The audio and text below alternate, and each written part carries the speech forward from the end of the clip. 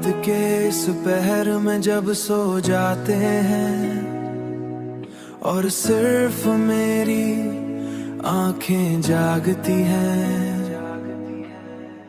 और सिर्फ मेरी आंखें जागती हैं, तू मैं तेरी याद के साथ बैठ जाता हूँ। जैसे कोई पुरानी किताब खोल कर अपने जख्मों को ताजा कर रहा हो।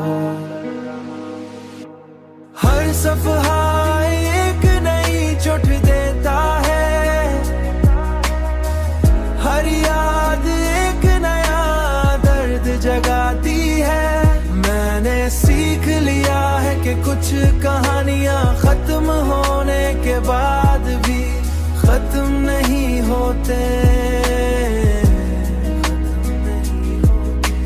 वो दिल के अंदर एक मुसलसल कहानी की तरह चलती रहती है।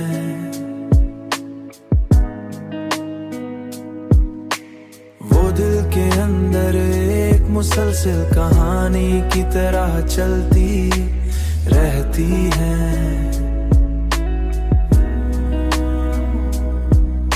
कि मैं आज भी तेरी याद में कैद हूँ, कैद हूँ।